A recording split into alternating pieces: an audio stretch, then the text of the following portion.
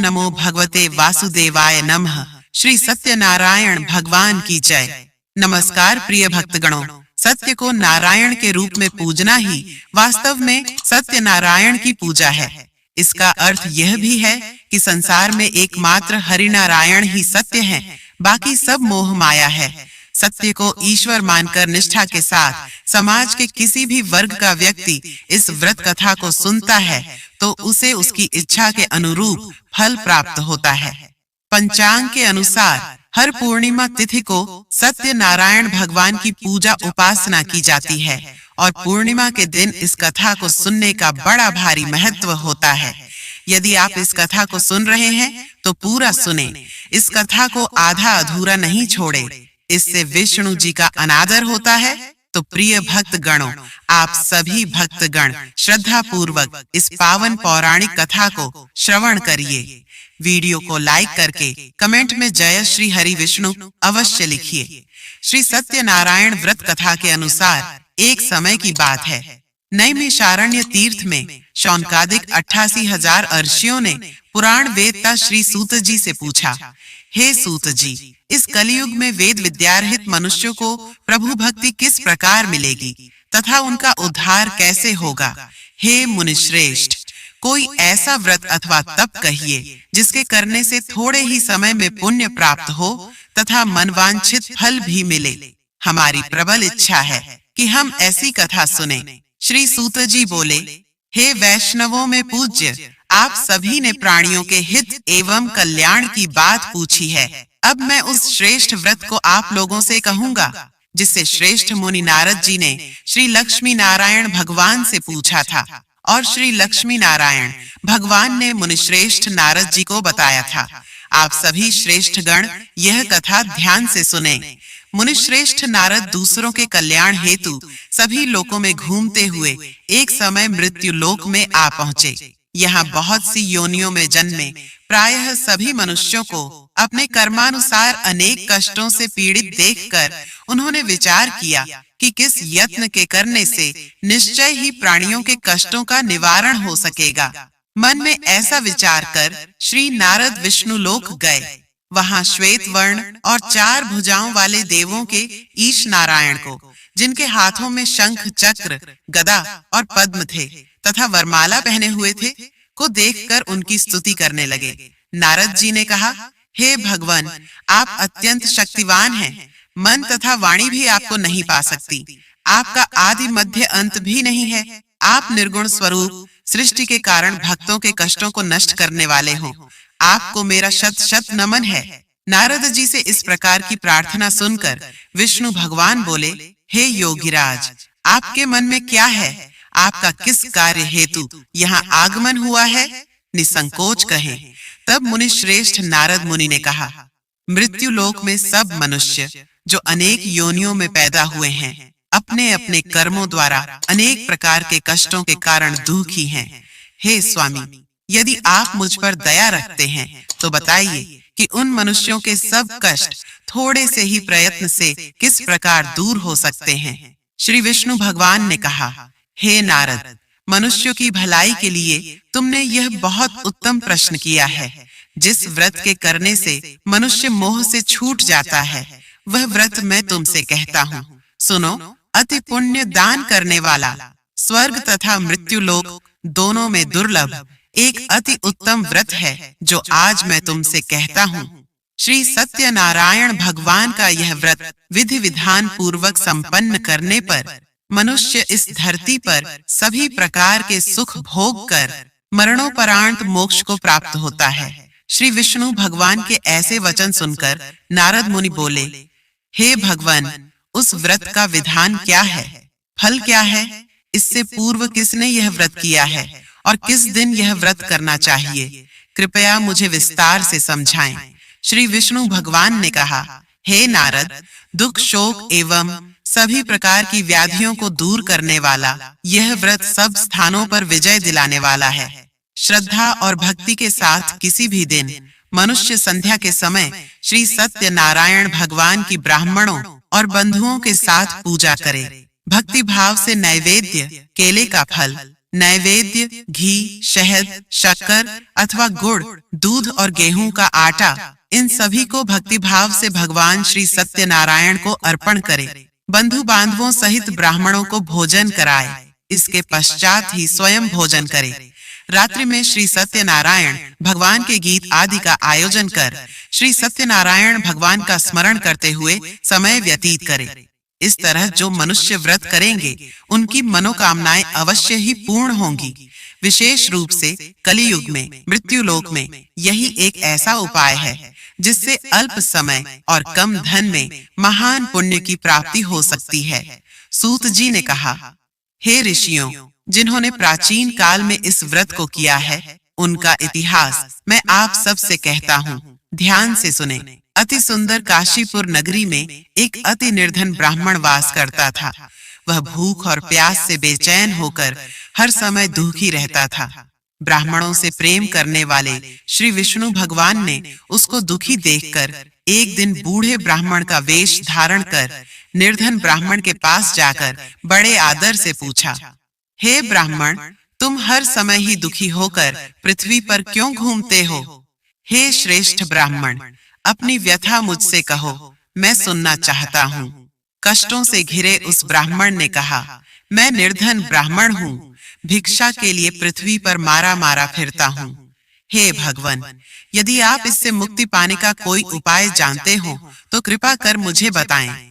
बूढ़े ब्राह्मण का रूप धारण किए हुए श्री विष्णु भगवान तब बोले, हे ब्राह्मण, श्री सत्यनारायण भगवान मनोवांछित फल देने वाले हैं, इसलिए तुम उनका विधि पूर्वक पूजन करो, जिसके करने से मनुष्य सब दुखों से मुक्त हो जाता है। दरिद्र ब्राह्मण को व्रत का संपूर्ण विधान बतलाकर बूढ़े ब्राह्मण का रूप धरे श्री सत्यनारायण भगवान अंतर ध्यान हो गए। बूढ़े ब्राह्मण ने जिस व्रत को बतलाया है, मैं उसको अवश्य विधि विधान सहित करूंगा, ऐसा निश्चय कर वह दरिद्र ब्राह्मण घर चला गया। परंतु उस रात ब्राह्मण को नींद नहीं आई। अगले दिन वह जल्दी उठा और श्री सत्यनारायण भगवान का व्रत करने का निश्चय कर भिक्षा मांगने के लिए चल दिया। उस दिन उसको भिक्षा में अधिक धन मिला, जिससे उसने पूजा का सब सामान खरीदा और घर आकर अपने बंधु बांधवों के साथ विधि पूर्वक भगवान श्री सत्यनारायण का व्रत किया। इसके करने से वह गरीब ब्राह्मण सब कष्टों से छूटकर अति धनवान हो गया। उस समय से वह ब्राह्मण हर मास व्रत करने लगा। सत्यनारायण भगवान के व्रत को जो शास्त्र विधि के अनुसार श्रद्धा पूर्वक करेगा, वह सब कष्टों से छूटकर मोक्ष प्राप्त करेगा। जो भी मनुष्य श्री सत्यनारायण भगवान का व्रत करेगा, वह सब कष्टों से छूट जाएगा। इस तरह नारद जी से सत्यनारायण भगवान का कहा हुआ यह व्रत मैंने तुमसे कहा। हे श्रेष्ठ ब्राह्मणों, अब आप और क्या सुनना चाहते हैं, मुझसे कहें। तब ऋषियों ने कहा, हे मुनीश्वर, संसार में इस विप्र से सुनकर किस किस ने इस व्रत को किया, हम सब सुनना चाहते हैं। मुनियों से ऐसा सुनकर श्री सूत जी ने कहा, हे मुनिगण, जिस जिस प्राणी ने इस व्रत को किया है, उन सब की कथा सुनो।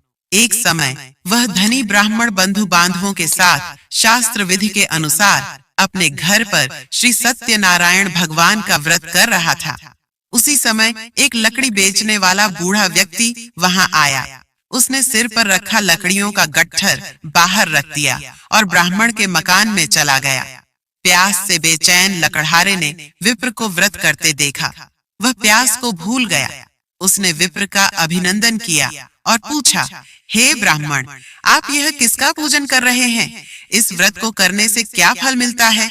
कृपा कर मुझे बताएं। तब उस ब्राह्मण ने कहा, सब इच्छाओं को पूर्ण करने वाला यह श्री सत्यनारायण भगवान का व्रत है। इनकी ही कृपा से मेरे यहाँ धन एवं ऐश्वर्य का आगमन हुआ है। ब्राह्मण से इस व्रत के बारे में जानकर वह लकड़हारा अत्यंत प्रसन्न हुआ। भगवान का चरणामृत लेकर और भोजन करने के पश्चात वह अपने घर को चला गया। और फिर अगले दिन लकड़हारे ने अपने मन में संकल्प किया कि आज गांव में लकड़ी बेचने से जो धन मिलेगा, उसी से भगवान सत्यनारायण का श्रेष्ठ व्रत करूंगा।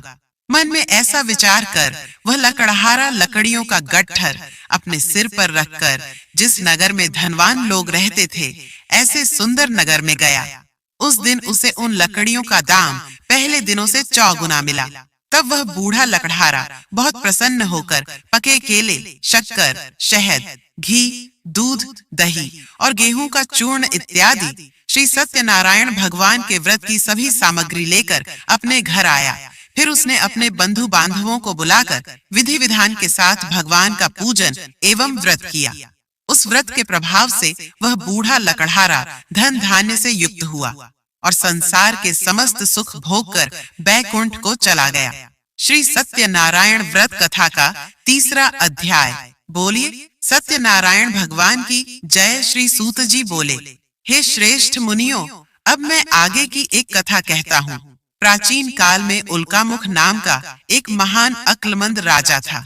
वह जितेंद्रिय और सत्यवक्ता था। प्रतिदिन मंदिरों में जाता तथा गरीबों को धन देकर उनके दुख दूर करता था। उसकी पत्नी कमल के समान सुंदर मुख वाली और सती साध्वी थी। एक दिन भद्रशिला नदी के तट पर वे दोनों विधि विधान सहित श्री सत्यनारायण भगवान का व्रत कर रहे थे। उस समय वहां साधु नामक एक वैश्य आया। उसके पास व्यापार के लिए बहुत सा धन था। वह वैश्य नाव को नदी किनारे पर ठहराकर राजा के पास आया।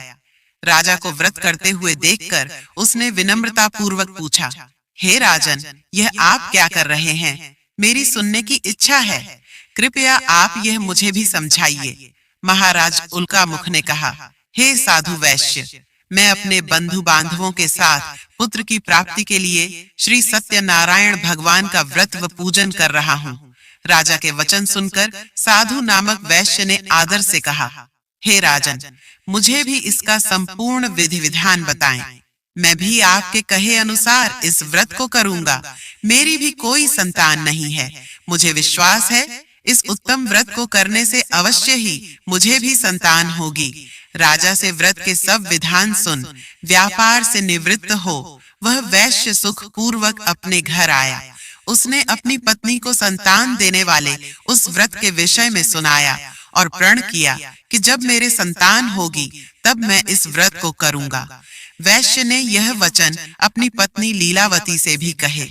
एक दिन उसकी पत्नी लीलावती श्री सत्यनारायण भगवान की कृपा से गर्भवती हो गई। 10वें महीने में उसने एक अति सुंदर कन्या को जन्म दिया। दिनों दिन वह कन्या इस तरह बढ़ने लगी जैसे शुक्ल पक्ष का चंद्रमा बढ़ता है। कन्या का नाम उन्होंने कलावती रखा।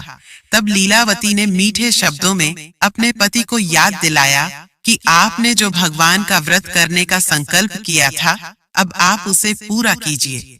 साधु वैश्य ने कहा, हे प्रिय, मैं कलावती के विवाह पर इस व्रत को करूंगा।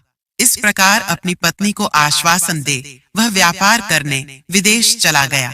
लौटने पर साधु ने जब नगर में सखियों के साथ अपनी वयस्क होती पुत्री को खेलते देखा तो उसे उसके विवाह की चिंता हुई। तब उसने एक दूत को बुलाकर कहा कि उसकी पुत्री के लिए कोई सुयोग्य वर देख कर लाए। दूत साधु नामक वैश्य की आज्ञा पाकर कंचन नगर पहुंचा और देखभाल कर वैश्य की कन्या के लिए एक सुयोग्य वणिक पुत्र ले आया। उस सुयोग्य लड़के के साथ साधु नामक वैश्य ने अपने बंधु बांधवों सहित प्रसन्न चित्त होकर अपनी पुत्री का विवाह कर दिया। दुर्भाग्य से वह विवाह के समय भी सत्यनारायण भगवान का व्रत करना भूल गया। इस पर श्री सत्यनारायण भगवान अत्यंत क्रोधित हो गए। उन्होंने वैश्य को श्राप दिया कि तुम्हें दारुण दुख प्राप्त होगा और फिर अपने कार्य में कुशल वह वैश्य अपने दामाद सहित नावों का बेड़ा लेकर व्यापार करने के लिए सागर के समीप स्थित रत्नसारपुर नगर में गया। रत्नसारपुर पर चंद्रकेतु नामक राजा राज्य करता था। दोनों ससुर जमाई चंद्रकेतु राजा के उस नगर में व्यापार करने लगे। एक दिन भगवान सत्यनारायण की माया से प्रेरित एक चोर राजा चंद्रकेतु का धन चुराकर भाग रहा था।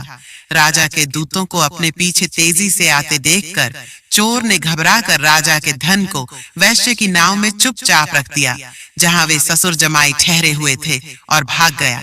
जब दूतों ने उस वैश्य के पास राजा के धन को रखा देखा तो उन्होंने उन ससुर दामाद को ही चोर समझा। वे उन ससुर दामाद दोनों को बांध कर ले गए और राजा के समीप जाकर बोले, आपका धन चुराने वाले ये 2 चोर हम पकड़ कर लाए हैं, देखकर आज्ञा दें।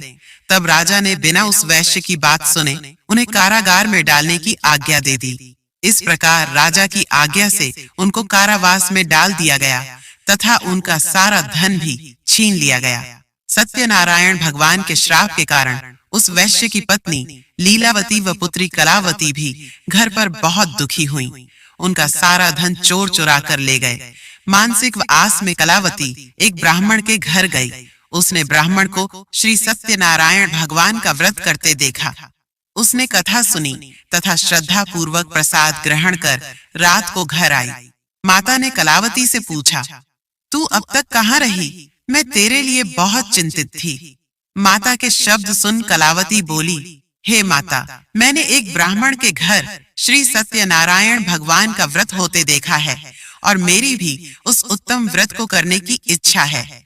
कलावती के वचन सुनकर लीलावती ने सत्यनारायण भगवान के पूजन की तैयारी की। उसने बंधुओं सहित श्री सत्यनारायण भगवान का पूजन व व्रत किया और वर मांगा कि मेरे पति और दामाद शीघ्र ही घर लौट आए। साथ ही विनती की कि हे प्रभु, अगर हमसे कोई भूल हुई हो तो हम सबका अपराध क्षमा करो। श्री सत्यनारायण भगवान इस व्रत से प्रसन्न हो गए। उन्होंने राजा चंद्रकेतु को स्वप्न में दर्शन देकर कहा, हे राजन, जिन दोनों वैश्यों को तुमने बंदी बना रखा है वे निर्दोष हैं, उन्हें प्रातः ही छोड़ दो। उनका सब धन जो तुमने अधिग्रहित किया है लौटा दो, अन्यथा मैं तुम्हारा राज्य, धन, पुत्र आदि सब नष्ट कर दूंगा। राजा से ऐसे वचन कहकर भगवान अंतर्ध्यान हो गए और फिर प्रातः काल राजा चंद्रकेतु ने दरबार में सबको अपना स्वप्न सुनाया और सैनिकों को आज्ञा दी कि दोनों वैश्यों को कैद से मुक्त कर दरबार में ले आएं। दोनों ने आते ही राजा को प्रणाम किया। राजा ने कोमल वचनों में कहा, हे महानुभावों, तुम्हें अज्ञानतावश ऐसा कठिन दुख प्राप्त हुआ है। अब तुम्हें कोई भय नहीं है, तुम मुक्त हो। इसके बाद राजा ने उनको नए नए वस्त्राभूषण पहनवाए तथा उनका जितना धन लिया था उससे दुगना लौटाकर आदर से विदा किया। दोनों वैश्य अपने घर को चल दिए। श्री सत्यनारायण भगवान की कथा का 4था अध्याय बोलिए। सत्यनारायण भगवान की जय। सूत जी ने आगे कहा, वैश्य ने यात्रा आरंभ की और अपने नगर को चला। उनके थोड़ी दूर आगे बढ़ने पर दंडी वेशधारी श्री सत्यनारायण भगवान ने उसकी परीक्षा लेने हेतु उससे पूछा, हे वैश्य, तेरी नाव में क्या है? अभिमानी वणिक हंसता हुआ बोला, हे दंडी, आप क्यों पूछते हैं? क्या धन लेने की कामना है? मेरी नाव में तो बेल के पत्ते भरे हैं। वैश्य के ऐसे वचन सुनकर दंडी वेशधारी श्री सत्यनारायण भगवान बोले, तुम्हारा वचन सत्य हो। ऐसा कहकर वे वहां से चले गए और कुछ दूर जाकर समुद्र के तट पर बैठ गए। दंडी महाराज के जाने के पश्चात वैश्य ने नित्य क्रिया से निवृत्त होने के बाद नाव को ऊंची उठी देखकर अचंभा किया तथा नाव में बेल पत्ते आदि देखकर मूर्छित हो जमीन पर गिर पड़ा। मूर्छा खुलने पर अति शोक करने लगा। तब उसके दामाद ने कहा, आप शोक न करें, यह दंडी महाराज का श्राप है, अतः हमें उनकी शरण में ही चलना चाहिए, वही हमारे दुखों का अंत करेंगे। दामाद के वचन सुनकर वह वैश्य दंडी भगवान के पास पहुंचा और अत्यंत भक्ति भाव से पश्चाताप करते हुए बोला, मैंने जो आपसे असत्य वचन कहे थे उनके लिए मुझे क्षमा करें। ऐसा कहकर वह शोकातुर हो रोने लगा। तब दंडी भगवान बोले, हे वणिक पुत्र, मेरी आज्ञा से ही बार बार तुझे दुख कष्ट प्राप्त हुआ है, तू मेरी पूजा से विमुख हुआ है। तब उस वैश्य ने कहा, हे भगवान, आपकी माया को ब्रह्मा आदि देवता भी नहीं जान पाते, तब मैं मूर्ख भला कैसे जान सकता हूँ। आप प्रसन्न होइए, मैं अपनी क्षमता अनुसार आपकी पूजा करूंगा। मेरी रक्षा कीजिए और मेरी नौका को पहले के समान धन से परिपूर्ण कर दीजिए। उसके भक्ति से परिपूर्ण वचन सुनकर श्री सत्यनारायण भगवान प्रसन्न हो गए और उसकी इच्छानुसार वर देकर अंतर्ध्यान हो गए। तब ससुर व दामाद दोनों ने नाव पर आकर देखा कि नाव धन से परिपूर्ण है। फिर वह विधि विधान से भगवान सत्यनारायण का पूजन कर साथियों सहित अपने नगर को चला।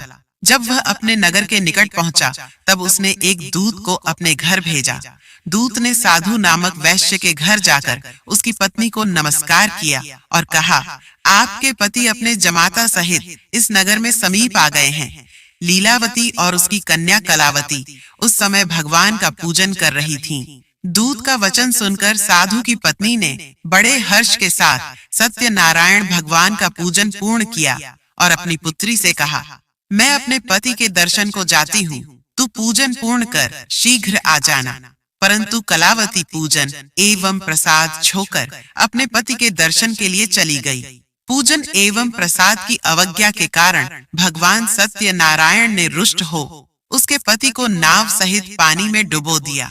कलावती अपने पति को न पाकर रोती हुई जमीन पर गिर पड़ी।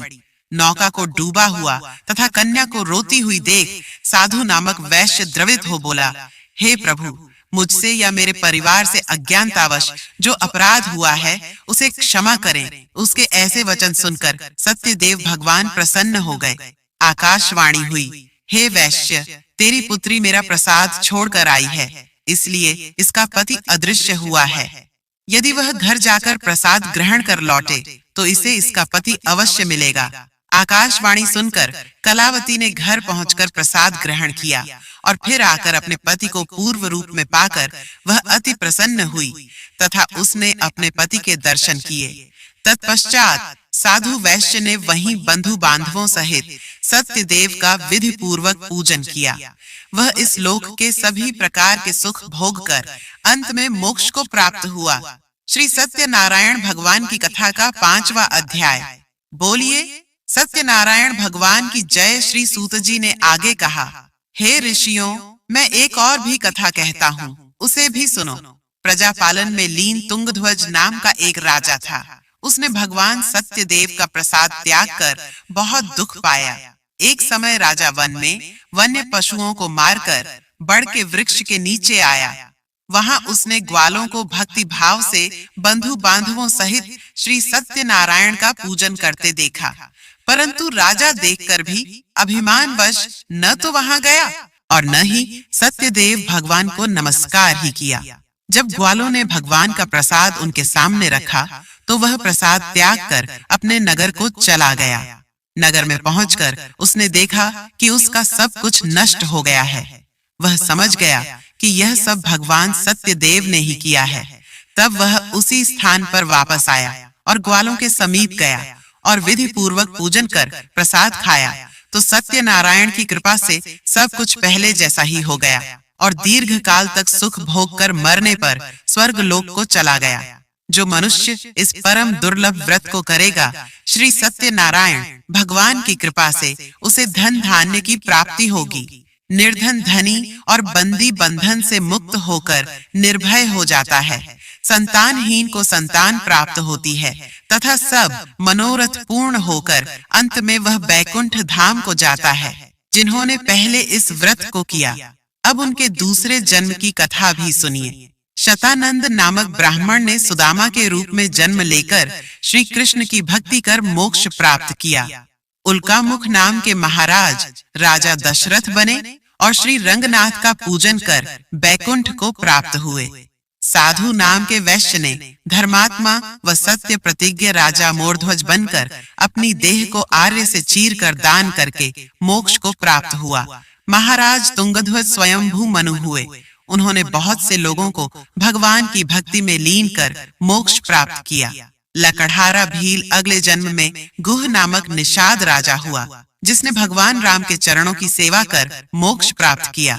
बोलिए सत्यनारायण भगवान की जय। प्रिय भक्तगणों, उम्मीद करती हूँ आपको यह कथा अवश्य ही पसंद आई होगी। पसंद आई हो तो लाइक और शेयर अवश्य कर दीजिए। हिंदू रिलीजियस टेल्स चैनल को सब्सक्राइब अवश्य करिए। जय श्री राम। हर हर महादेव।